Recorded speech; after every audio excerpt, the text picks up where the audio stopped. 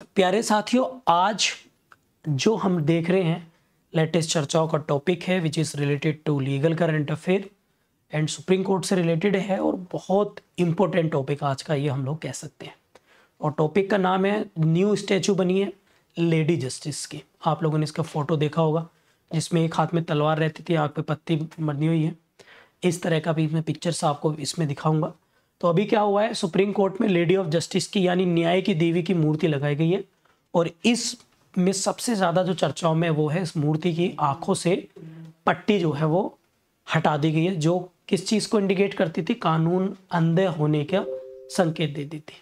और अब उसके हाथ में क्या, तलवार की जगह क्या है, संविधान की किताब दी गई है। ये ऑब्जेक्टिव बन सकता है।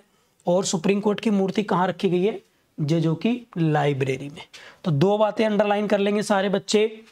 तलवार की जगह क्या, संविधान की किताब, और कहाँ पर रखी गई है ये, सुप्रीम कोर्ट के जजों की लाइब्रेरी में।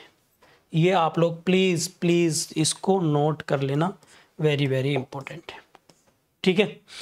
और ये है, देखो इसके बारे में थोड़ा देख लेते हैं।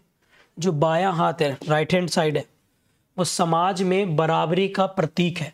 ये इंटरव्यू के लिए इंपॉर्टेंट है। तराजू जो बराबर रखा गया, जो बरकरार है, तराजू को चेंज नहीं किया गया। ये क्या करती, ये तराजू क्या बात करती है, तराजू बात करती है जो हमारी सोसाइटी है उसमें वी आर इक्वल, सब तराजू में इक्वल है, ठीक। आंखों पर पहले क्या थी, पट्टी थी, अब आंखों पे से पट्टी हटा दी गई है। पहले जो है हम जो हमारा ब्रिटिश काल से चली आ रही थी उसके बारे में भी पढ़ेंगे। और बायां हाथ, इसमें तलवार की जगह संविधान की किताब है। ये संविधान की किताब जो है वो इनके हाथ में है, संविधान की किताब जो है वो ली गई है। और ये पूरी तरीके से सफ़ेद रंग की मूर्ति है, वाइट कलर की है। ये आपसे एग्जाम में क्वेश्चन बन सकता है कि जो स्टैचू बनी है उसका कलर कैसा है, वाइट। जो सफ़ेद स्क्वायर प्लेटफॉर्म पर है, मतलब नीचे भी जो प्लेटफॉर्म है, मतलब जिस पे रखी गई है ये स्क्वायर प्लेटफॉर्म है, इस पर ये रखी गई है। समझ में आ गया।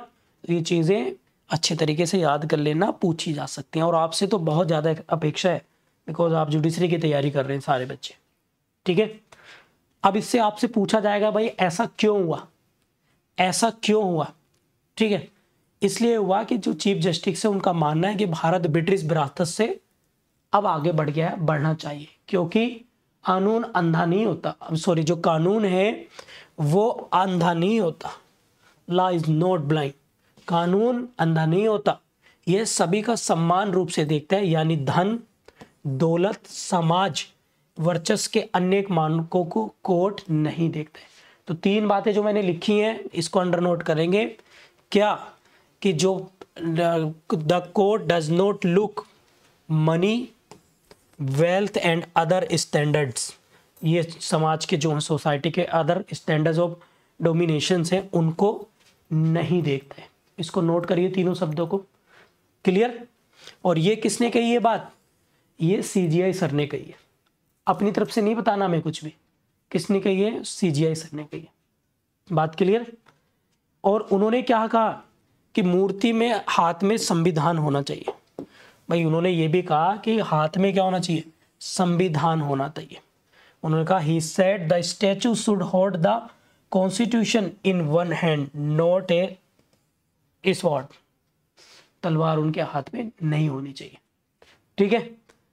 और ताकि देश को संदेश मिले कि न्याय संविधान के अनुसार दिया जा रहा है।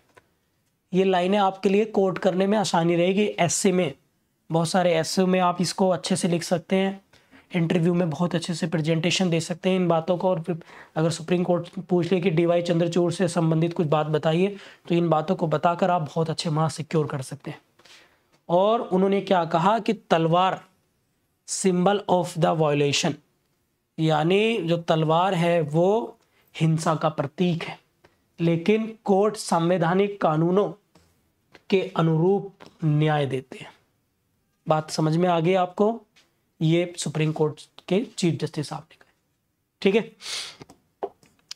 इसके साथ साथ इन दोनों में कंपेयर, स्टैचू में दोनों में कंपेयर कर लेते हैं। स्टैचू ये थोड़ी सी ब्राउन गोल्डन कलर की थी वो वाइट कलर की है। तराजू तो इसमें भी है, इसमें भी है, लेकिन इनकी आँख पर पट्टी बंधी है और यहाँ पर पट्टी नहीं बंधी है। यहाँ पर संविधान की किताब है और यहाँ पे तलवार है। ठीक है, चलिए इसके साथ साथ अब जो पुरानी वाली स्टैचू है, पुरानी वाली स्टैचू जो है उसके बारे में थोड़ा पढ़ लेते हैं, बिकॉज प्रीलिम्स में क्वेश्चन बन सकते हैं। तो क्या है भाई, रोमन माइथोलॉजी की सबसे पहले तो न्याय की देवी जस्टिसिया है, जिसे हम लोग लेडी ऑफ जस्टिस या lady of justice Roman mythology की न्याय की देवी जस्टिया कहते हैं। सबसे पहले ये चीज आप लोग नोट कर लेना प्लीज, जिसे हम लोग क्या कहते हैं, न्याय की देवी जस्टिसिया। और कौन सी माइथोलॉजी के अकॉर्डिंग, रोमन माइथोलॉजी। ठीक है, ये आप लोग नोट करेंगे, क्योंकि क्या रोम के जो सम्राट थे अगस्टक न्याय को प्रमुख गुणों में से एक मानते थे। कौन से, अगस्टस या अरस्तु, अरस्तु लिख सकते हैं यहाँ पर, अगस्तक या अरस्तु एक ही बात है।